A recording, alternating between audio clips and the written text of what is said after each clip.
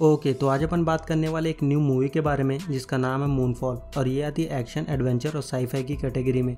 तो इसकी story based है अपने चंदा मामा के ऊपर। और अगर एक लाइन में स्टोरी की बात करूं तो इसमें एक अर्थ होता है और एक मून होता है और दोनों आपस में टकराने वाले होते हैं।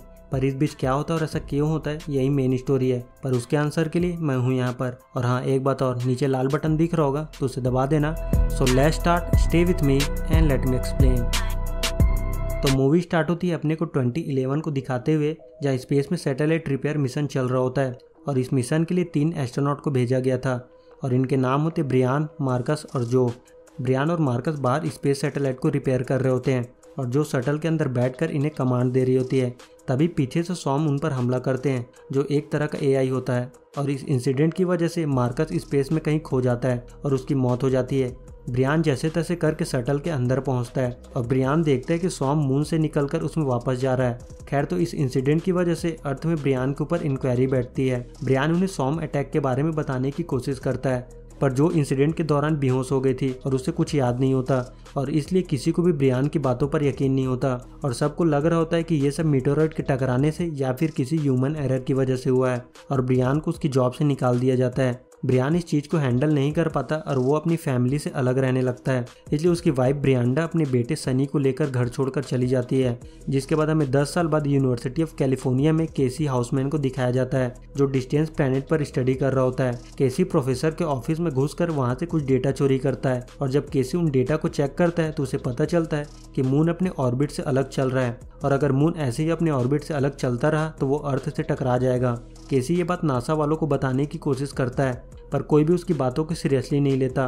आगे केसी को एक न्यूज़पेपर से ब्रियान के बारे में पता चलता है कि वो एक स्कूल में स्पीच देने वाला है। जिसके बाद केसी ब्रियान से मिलकर उसे बताता है कि मून अपना ऑर्बिट बदल रहा है और वो अर्थ से टकराने वाला है।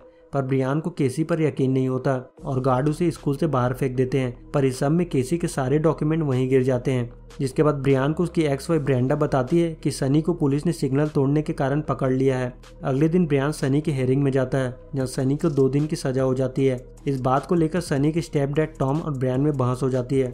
वहीं केसी को समझ नहीं आ रहा होता कि वो अपनी बातों को लोगों तक कैसे पहुंचाए। तो केसी की मॉम उसे एक आइडिया देती है कि वो सारा डेटा इंटरनेट पर डाल दे। वहीं नासा में जो को पता चलता है कि मून अपनी जगह से भटक गया है और वो अर्थ की तरफ बढ़ रहा है और जल्दी वो अर्थ से टकराने वाला है। ये बात वो लोग छिपाना चाहते थे, पर उन्हें पता चलता है कि सारी इन्फॉर्मेशन पहले से ही नेट पर किसी ने डाल दी है, जिससे शहर में एक अफरा तफरी मची हुई है। ब्रियान को न्यूज़ से पता चलता है कि मून अर्थ की तरफ बढ़ रहा है और वो अर्थ से टकराने वाला है और उसे केसी की बात पर यकीन होने लगता है। जिसके बाद ब्रियान स्कूल जाकर डस्टबिन से सारे पेपर इकट्ठा करता है और उसमें से उसे केसी के वेबसाइट के बारे में पता चलता है। और उस वेबसाइट में केसी का एक वीडियो होता है जिसमें केसी बताता है कि जिस किसी को भी उसकी बातों पर यकीन हो वो आकर उसे मॉर्टल में मिले, वो उसका वहीं वेट कर रहा है। इसके बाद ब्रियान मॉर्टल में केसी से मिलने पहुंचता है।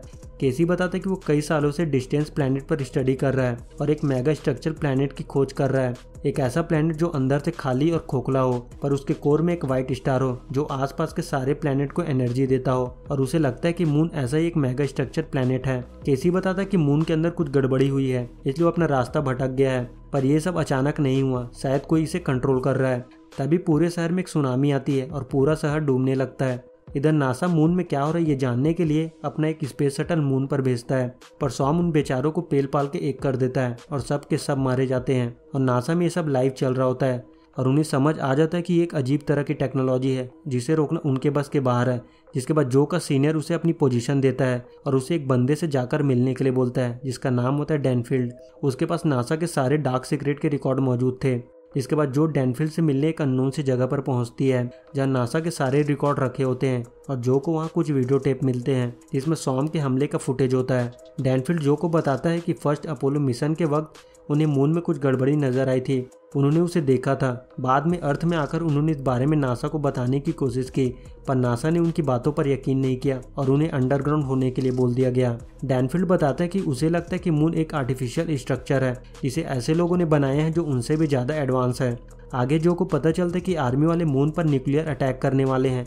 जो मना करती है क्योंकि ऐसा करने से अर्थ भी नहीं बचेगा, पर वो लोग उसकी बात नहीं सुनते और जो का एक्स हस्बैंड डॉग जो को उसके बेटे जिमी के साथ बंकर में आने के लिए बोलता है। जब जो अपने बेटे जिमी और केली के साथ बंकर में जाने के लिए निकल रही होती है तभी उसे याद आता है कि म्यूजियम में एक स्पेसक्राफ्ट रखा हुआ है और अब बस उन्हें एक पायलट की जरूरत है। इसलिए जो डॉग को ब्रियान को ढूंढने के लिए बोलती है और फिर ब्रियान और केसी को ढूंढकर उन्हें नासा में लाया जाता है, जहाँ जो ब्रियान को सारी बात बताती है और उसे मदद करने के लिए बोलती है।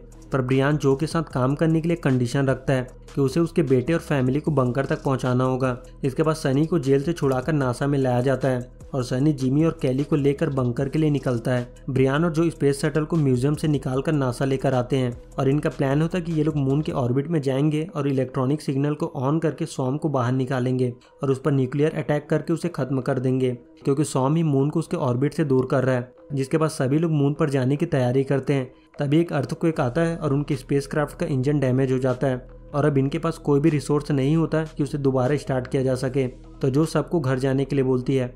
आगे जो देखती है कि मून की ग्रेविटी काफ़ी बढ़ रही है, तो जो को आइडिया आता है कि अगर वो लोग अर्थ के ऑर्बिट से बाहर निकल जाए तो मून की ग्रेविटी उन्हें खुद अपनी तरफ खींच लेगी। जिसके बाद वो लोग जैसे तैसे करके लैंड करने में कामयाब हो जाते हैं। दूसरी तरफ सनी के कार को कुछ बंदे रोक लेते हैं और उनकी गाड़ी को छीन कर ले जाते हैं। जिसके बाद सनी उन दोनों को लेकर टॉम और ब्रेंडा के पास पहुंचता है और उन्हें बंकर के बारे में बताता है और फिर सब लोग मिलकर बंकर में जाने का प्लान बनाते हैं। पर उन्हें पता चलता है कि बाहर ऑक्सीजन लेवल लगातार कम हो रहा है और उन्हें ऑक्सीजन सिलेंडर की जरूरत पड़ेगी। तो वो लोग एक क्लिनिक जाते हैं और वहाँ से सिलेंडर जुगाड़ करते हैं। पर तभी वहाँ कुछ लोग आ जाते हैं और उनसे सिलेंडर छीनने की कोशिश करते हैं। पर वो लोग जैसे तैसे करके वहाँ से भागते हैं, पर वो बंदे उनके पीछे पड़ जाते हैं और उनसे पीछा छुड़ाने के चक्कर में उनकी गाड़ी क्रैश हो जाती है। जिसके बाद वो लोग पैदल ही बंकर की तरफ बढ़ते हैं। टॉम देखता है कि उसकी बेटी का ऑक्सीजन सिलेंडर खत्म हो गया है और टॉम अपना ऑक्सीजन सिलेंडर उसे दे देता है। पर बाद में ऑक्सीजन की कमी की वजह से टॉम की मौत हो जाती है। वहीं जो ब्रियान और केसी किसी तरह मून के उस होल तक पहुंच जाते हैं और फिर ब्रियान स्पेस शटर का यूज करके होल के पास उस न्यूक्लियर बम को छोड़ देता है। पर सॉम न्यूक्लियर बम की तरफ ना जाकर उनकी तरफ बढ़ने लगता है, क्योंकि बॉम्ब को कंट्रोल करने वाला रिमोट उनके हाथ में होता है और केसी अपने फ़ोन से वीडियो रिकॉर्डिंग कर रहा होता है। जिसके बाद जो फ़ोन और रिमोट दोनों को तोड़ देती है और सॉम वापस चला जाता है। और यहाँ इन्हें एक चीज़ समझ आती है कि अगर बायोलॉजिकल और इलेक्ट्रिकल मैटर कंबाइन हो तो ही सॉम उन्हें डिटेक्ट कर पाता है। जो बताती कि उनके पास 2 घंटों का वक्त है, उसके बाद आर्मी मून को उड़ा देगी। इसके बाद वो लोग डिसाइड करते हैं कि वो मून के अंदर जाएंगे और फिर वो लोग उस होल के अंदर जाते हैं। 30 किलोमीटर अंदर जाने के बाद उन्हें एक मेगा स्ट्रक्चर दिखाई देता है। तभी सॉम फिर से इनके पीछे पड़ जाते हैं और वो लोग एक गेटवे के अंदर चले जाते हैं। अंदर जाने के बाद ये तीनों बेहोश हो जाते हैं। जब जो और केसी को होश आता है तो वो देखते हैं कि ब्रियान वहाँ नहीं है और वो लोग ब्रियान को ढूंढने लगते हैं। वहीं ब्रियान एक रूम में होता है और जब ब्रियान को होश आता है तो वो अपने बेटे सनी को देखता है। पर एक्चुअल में वो एक एआई होता है जिसे मून में स्टोर करके रखा गया था ताकि वो इंसानों को उनके पूर्वजों के बारे में बता सके। इसलिए उसने ब्रियान का दिमाग पढ़कर सनी का रूप लिया था ताकि वो उससे बात कर सके। एआई बताता कि आज से लाखों साल पहले उनके पूर्वजों ने एक परफेक्ट वर्ल्ड बनाया था और उन्होंने अपनी सुरक्षा के लिए एक एआई बनाया था। लेकिन इनका एआई खुद सेल्फ अवेयर होता गया और उसने खुद की आर्मी बना ली और फिर वो अपनी आर्मी के साथ मिलकर उस वक्त के इंसानों को खत्म करने लगा। बाद में उन्होंने अर्थ में अपना डीएनए छोड़ा ताकि बाद में इंसान वहाँ इवॉल्व हो सके और अर्थ की ग्रेविटी के लिए उन्होंने मून को आर्टिफिशियली बनाया और उसे यहाँ स्टोर करके रखा गया ताकि वो उन्हें उनके पूर्वजों के बारे में बता सके। एआई बताता है कि मून को अपने ऑर्बिट में वापस लाने का एक ही तरीका है कि उन्हें सॉम को मारना होगा। इसके बाद एआई उनकी स्पेसशिप और बॉम्ब को ठीक कर देता है। आगे ब्रियान केसी और जो को बताता है कि मून को वापस ऑर्बिट में लाने के लिए सॉम को मारना होगा। जिसके बाद वो लोग होल से बाहर आते हैं। यहाँ पर ब्रियान का प्लान होता है कि जैसे ही सॉम उनके पास आएगा वो दूसरे पॉड में किट को रिलीज कर खुद को उड़ा लेगा। पर केसी को ब्रियान के प्लान के बारे में अंदाजा हो जाता है और केसी जाकर खुद को पॉड के अंदर लॉक कर लेता है। केसी बोलता है कि उसके मॉम को बोलना कि उसके बेटे ने दुनिया को बचाने के लिए अपनी जान दे दी। इसके बाद केसी खुद को डिटैच कर लेता है और जैसे ही सॉम उस पर हमला करता है केसी खुद को बॉम्ब से उड़ा लेता है और सॉम के खत्म होते ही मून अपने ऑर्बिट में वापस आने लगता है। जिसके बाद जो और ब्रैन अर्थ में लैंड करते हैं और फिर वो लोग ब्रैंड और बाकी सबसे मिलते हैं, जहाँ ब्रियान को पता चलता है कि टॉम ने उन्हें बचाने के लिए खुद की जान दे दी। इसके बाद हमें दिखाया जाता है कि केसी अब मून के सबकॉन्शियस का एक हिस्सा बन चुका है और वो अपनी मॉम को देखता है और फिर मूवी यहाँ से खत्म हो जाती है। सो आई होप वीडियो आपको पसंद आया होगा। तो इसी के साथ इस वीडियो में इतना ही। तो वीडियो को यहीं रैप अप करते हैं। सी यू इन नेक्स्ट वीडियो। तब तक के लिए गुड बाय।